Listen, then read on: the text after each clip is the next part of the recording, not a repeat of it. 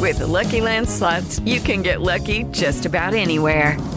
This is your captain speaking. We've got clear runway and the weather's fine, but we're just going to circle up here a while and get lucky. No, nothing like that. It's just these cash prizes add up quick. So I suggest you sit back, keep your tray table upright, and start getting lucky. Play for free at LuckyLandSlots.com. Are you feeling lucky? No purchase necessary. Void where prohibited by law. 18 plus terms and conditions apply. See website for details.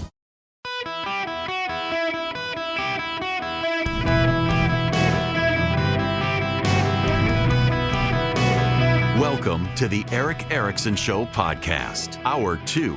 Ladies and gentlemen, boys and girls, welcome across America. It is the Eric Erickson Show. I just so happen to be Eric Erickson, a face for radio and a voice for print, yet here I am behind the microphone. I want to turn to another big story. I want to play for you the audio. This is Frank Tamro. Frank Tamro is a 95-year-old Korean War veteran. He lived at Island Shores. It's a nursing home. He's resided there for quite some time until he was kicked out. He was kicked out because the city of New York approved the sale of Island Shores, his nursing home, to be sold and converted into a facility for illegal aliens to be housed at. We kicked a 95-year-old veteran of the Korean War out of his bed so that illegal aliens could sleep in it. I wish I was making this up, but I'm not. It was very disgraceful what they did to the people in Island Shores. They gave us time to get out, but they never said when, and they never said they were going to get us out.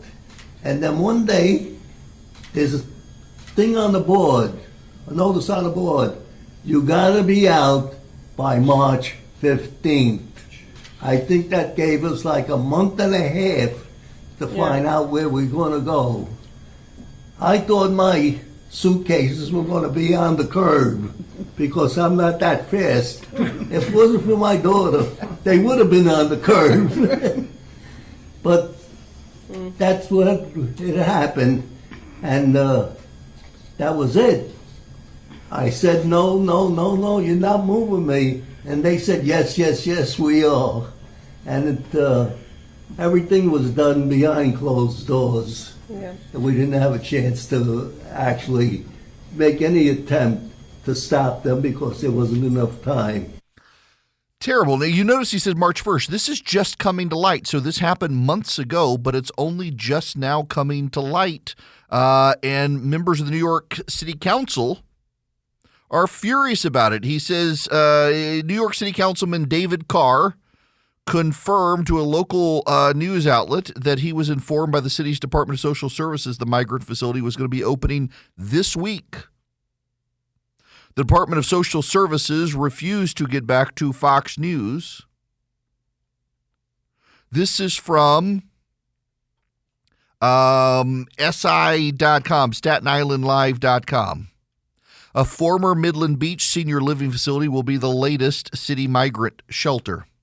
City Councilman David Carr said the City Department of Social Services reached out to him saying the shelter would be opening Tuesday, but city officials didn't respond for a request for comments by the time of publication. The city continues to dig its own grave even deeper with each new shelter it opens, and it's doing so yet again, he said. About a week after the mayor ordered city agencies to cut their budgets by 5%, by November, which will no doubt gut the services our residents depend on, the administration is planning to move more migrants into homes reserved for our seniors right in the middle of Midland Beach. A visit to the location Tuesday afternoon saw minimal activity, only the rear parking lot filled with cars, along with 3 dumpsters full of garbage. Councilman Carr first shared information on August 8th that the city intended to place one of more than 200 migrant shelters on the site. Since April of 2022, more than 110,000 migrants have made their way to the 5 boroughs, nearly 60,000 remaining in the city's care. The influx of newcomers has prompted the city to set up emergency shelters around the 5 boroughs. Homes for the Homeless, the nonprofit organization that has owned Island Shore since the 1980s, will be contracting with the city to operate the new shelter that Carr expects to house up to 300 people. On Tuesday, Representative Nicole Maliotakis of Staten Island slammed the city and Homes for the Homeless for moving forward with the deal that saw former senior residents at the site moved out in favor of migrants. That's bizarre. In September of 2022, Island Shore's management sent notice that a possible sale meant the 53 people leaving there would need to get out by March 1st, 2023. It turns out that Homes for the Homeless decided to sell the building. And in selling the building, decided ultimately that it could be converted and turned into a migrant shelter for illegal aliens. They could make some money off of this. Y'all, I want to play you some audio. This is from a former Biden administration official. He worked for Border Patrol for Joe Biden, and I want you to listen to this audio. This is a Biden administration, former Biden administration official. The current surge at the southern border should surprise no one. What is surprising is that we aren't better prepared to deal with it, that we do not have a comprehensive national plan. Surprise! We're kicking veterans out of their residences and handing those facilities where the veterans are staying, retirement homes and nursing homes, over to illegal aliens. This is a kind of bizarre thing that we're doing as a nation. Kind of bizarre thing we're doing in cities around the country. Y'all, I understand there are people coming to this country to escape bad things in Central and South America, but we don't really have a process by which to process them that's working. And we're learning more and more that many of those coming don't have legitimate asylum claims. They're just coming for the heck of it. Now, we in this country, if we're really honest about it, if you want me to tell you the thing that some of you don't want to hear, but that's true, is we need more people in the country. We're at net zero population reproduction rate. We are producing as many people as we're dying. Our population's not growing, and we've got services and businesses that need employees, and they don't have them. And so many people dropped out during COVID. They were senior citizens. They decided to retire. They're not coming back. We have worker shortages in this country. We could use people, but not illegal aliens crossing the country illegally, storming the border and overwhelming the system. We've got processes for them to go through, but they aren't going through it. And the Biden administration is willing to let them stay. The Biden administration is willing to let this proceed. This is insanity.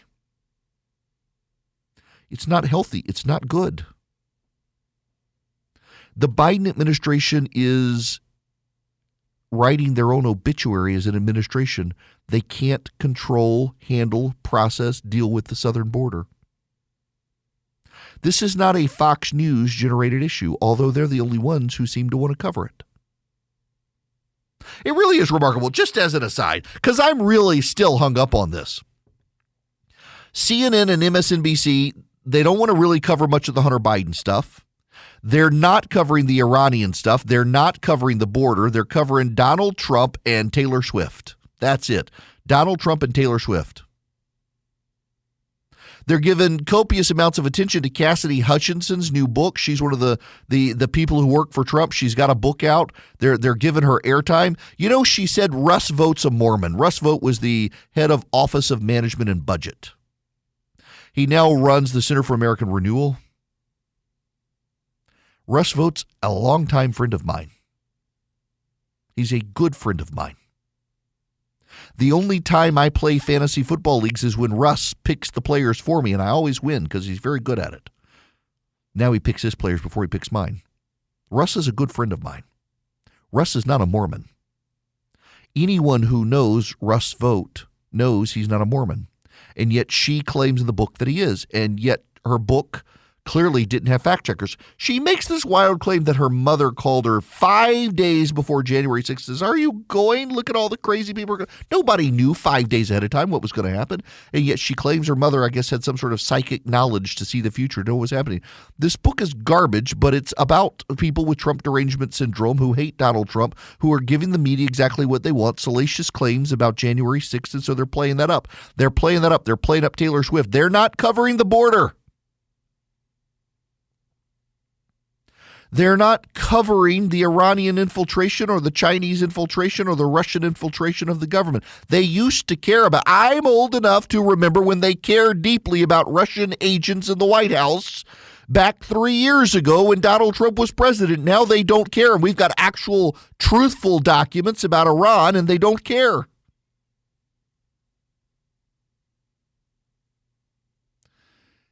It's why nobody believes them.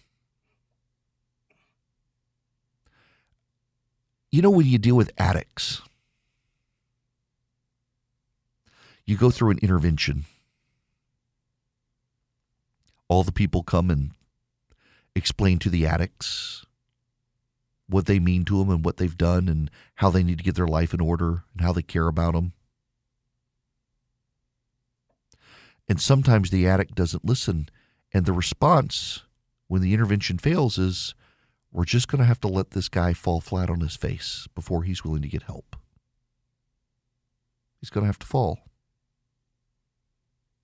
It's like with the media. Because I myself and others I know have tried to approach members of the press and say, hey, guys, you got a credibility problem. You got a trust problem. You're obsessed with Donald Trump. Look at all these other stories you're leaving on the cutting room floor. Stories that really in the here and now, they matter greatly. And you're not covering those stories. And the response of the media is, well, you're just partisan. You don't know. We know. We're the media. We have fact checkers. We have editors. And more people don't trust them. I was pointing out the other day about how at CNN, you're really likely to get a transgender activist on as the hero in a story that demeans and belittles girls who don't want a boy in their locker room. And the girls are now the bad guys. And the boy who wants to become the girl is the hero. He's brave. But overwhelmingly, parents in this country are opposed to boys in girls' locker rooms. The media's out to lunch on that issue. They're out to lunch on all these other issues. And they're not covering the border. What's remarkable about the story of the 95-year-old veteran who's been ousted from his nursing home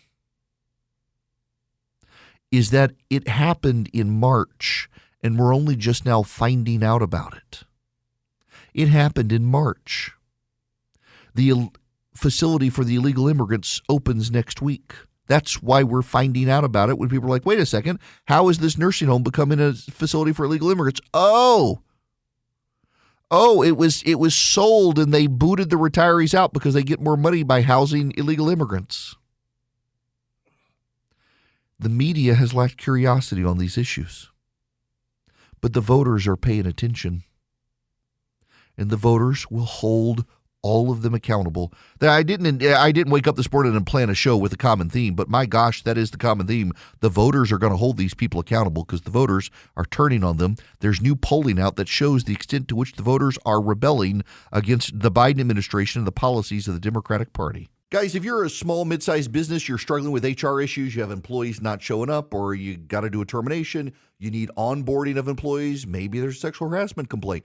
You want an HR manager. You don't want to be the bad guy with your employees. Bambee can play the role of HR for you. $99 a month, available by phone, email, real-time chat. They do onboardings, terminations. They help your team members get to peak performance, and your business stays compliant with changing HR regulations, regardless of which state. They're great. Now, they're U.S.-based. You got somebody to talk to who's dedicated to your team. They give you access to HR expertise, and they add personal touches. So even though they're outsourced by your company, they really feel like they're a part of your team. That matters. Go to Bambi.com right now. Type in Eric Erickson under podcast. When you sign up, it'll help my show. Bambi.com, Bambee.com, Bambi.com, Eric Erickson in the podcast tab. Greetings. Welcome. It is Eric Erickson here across America. The phone number is 877-973-7425 should you wish to be on the program. Guess what?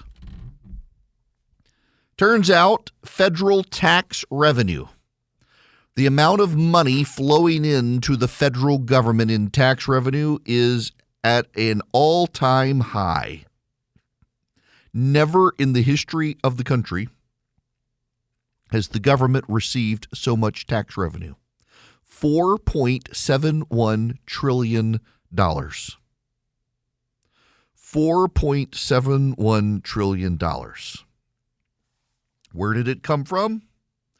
It came from $2.3 trillion in individual income tax, $1.5 trillion in payroll taxes, $25 billion in estate and gift taxes, $501 billion in corporate taxes, $91 billion in excise taxes, $76 billion in Federal Reserve earnings, $54 billion in customs duties, $36 billion in other fees.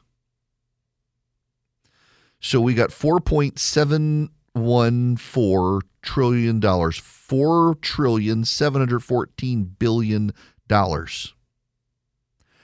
Why do we need tax increases? Why do we need tax increases? We've got this enormous national debt. We have a record rate of tax revenue to the government. We've never had this much revenue flowing to the government, and the Democrats still say we just need more tax revenue. We need to raise taxes, as opposed to maybe, just maybe, we need to cut spending. Maybe, just maybe, we need to cut federal spending. You know, part of the problem here is the 10-year bond is now the record yield. That's a problem. The 10-year bond being at a record yield is a huge problem. It's almost 5% yield in the 10-year bond. Why it's a huge problem? The yield is essentially the amount of money that's being paid on the bond by the federal government. So as the yield has gone up, that means the amount of money the federal government commits to pay on the bond goes up, which means that's less discretionary budget for the federal government. That means we're paying more and more debt service in the federal government on the bonds than we have available cash to pay for the defense budget and everything else. It's crazy. Patriot Mobile is fighting back against the reckless spending in Washington, D.C. They're fighting back against the corruption. They're fighting back against the left. They're fighting back against those who would regress the Second Amendment cause and the pro-life movement.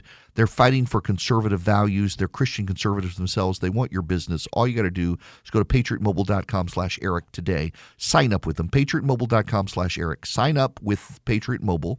Move your cell phone service to them. It's very painless. You move it over. You can get a new phone number if you want. Take your existing phone number if you want. If you have an unlocked phone, take that to them as well. And their service just works. It's so unbelievably good. You can call them if you don't want to do it online.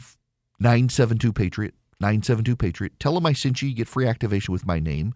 Or just do it really easy online, patriotmobile.com/Eric. You can even see a detailed coverage map right down to your house. They give you guaranteed great service, probably using the same cell towers you're already using. patriotmobile.com/Eric or 972-PATRIOT. Do business with a company that shares your values and actually wants your business. Hello there. It is Eric Erickson here. The phone number, 877-973-7425. Should you wish to be on the program, we got to talk about the economy because it's actually not looking good. And what's so really interesting to me in all of this is, well, I'm not disappointed, and I don't want you to think I'm disappointed. I try to be I try, and I acknowledge I don't always succeed. We're all sinners. I try to be intellectually honest. I try to. I've got biases. I'm a conservative. I lean towards the Republicans, but I try to call BS on both sides. I try to be able to say accurately and honestly what's going on in the world.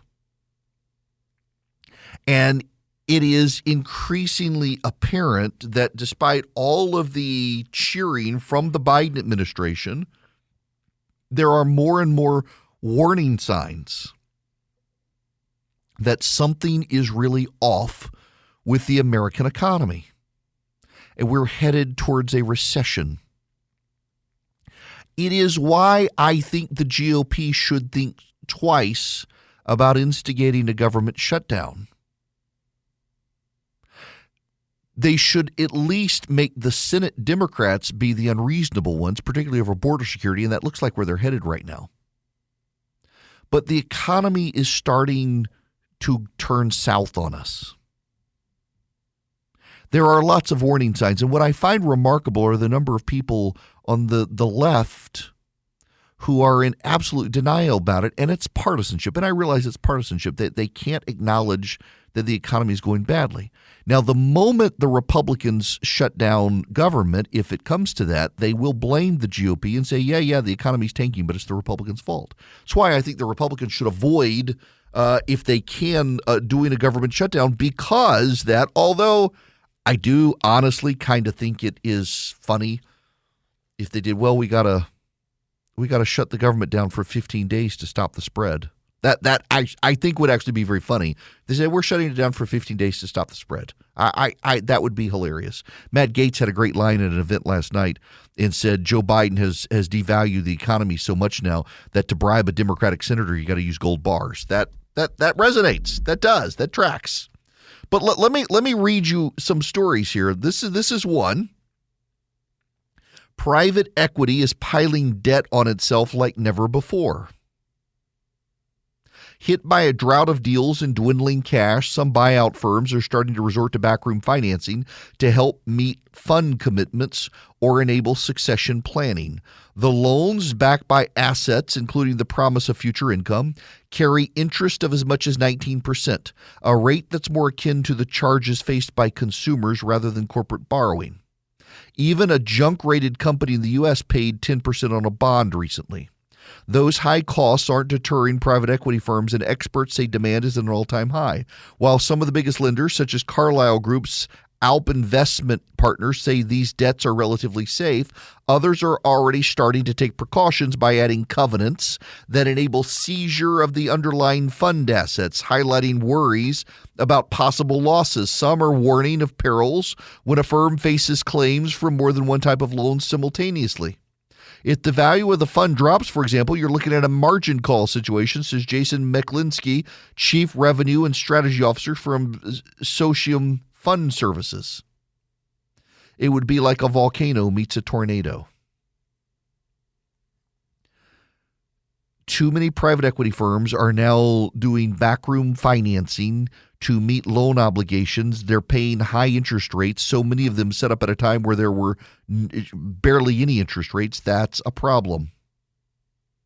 Then there's this. Moody's Investor Service, the only remaining major credit grader to assign the U.S. a top rating, has signaled that its confidence is wavering ahead of a potential government shutdown. While debt service payments would not be impacted and a short-lived shutdown would be unlikely to disrupt the economy, it would underscore the weakness of U.S. institutional and governance strength relative to other AAA-rated sovereigns, analysts led by William Foster wrote in a report Monday. The analysts stopped short of threatening a downgrade, but used unusually blunt language to express their concerns over the trajectory of congressional negotiations to pass a short-term spending bill required to stop a government shutdown when the new U.S. fiscal year begins in October. A government shutdown would demonstrate the significant constraints that intensifying political polarization continue to pose to U.S. fiscal policymakers. If the U.S. gets downgraded by all of them, Fitch has downgraded us, Moody planning to downgrade us, it would cause interest rates to go up because our AAA credit rating gives us preferred interest rate status on the world markets. If it's degraded, our interest rate that we have to pay on debt around the world goes up. That impacts our budget. U.S. consumer confidence slumped to a 4-month low in September, dampened by a deteriorating outlook for the economy and labor markets. The Conference Board's index declined to 103 this month from an upwardly revised 108.7 in August. Data out Tuesday showed. The figure fell short of the median estimate of 105.5 in a Bloomberg survey of economists. The group's gauge of current conditions rose slightly to 147.1. A measure of expectations, which reflects consumer 6-month outlook, fell to 73.7, the lowest since May. A reading below 80 historically signals a recession within the next year. Despite greater confidence among economists that the U.S. can avert a recession, American workers are increasingly concerned about their finances and employment prospects. Next story from the Wall Street Journal, the last 3 from Bloomberg, this one from the Wall Street Journal. A new reality has finally started to set in across American households. Interest rates are here to stay. The economy has held up relatively well ever since the Federal Reserve started aggressively raising rates early this last year. Many households have breathing room because they locked in low rates on their mortgage or car loan before the rate increases started. And in at least one significant way, the higher rates can help consumers. Savers can get more bang for their otherwise idle cash. But these higher for longer rates are starting to exact a toll on households that need to borrow now, especially for major purchases such as homes and cars. Those who have to rely on credit card debt, where rates rise along with the market interest rates, are also feeling the bite. In some ways, this tightening is what the Fed wants because its rate hikes are meant to slow down the economy to curb inflation. The Fed this week signaled it could raise rates high once more this year. In other words, rates aren't expected to go down soon. We've now got mortgage rates in this country for a 30-year loan over 8%. My wife and I bought our first house in 2001. It was a house that was valued at $110,000. It was 3-bedroom, 2-bathroom, half-acre, built in the 1950s. Our loan was at 5.25%. That was back when rates were up, but they were considered normal rates. We're now exceeding normal rates. It's too high for many Americans. It's pricing them out of the homeownership market. And now, last story. This is from CNBC. J.P. Morgan Chase CEO Jamie Dimon is warning that interest rates could go up quite a bit further as policymakers face the prospects of elevated inflation and slow growth. Stagflation. Though Federal Reserve officials have indicated they're near the end of their rate hiking cycle, the head of the largest U.S. bank by assets said that might not necessarily be the case.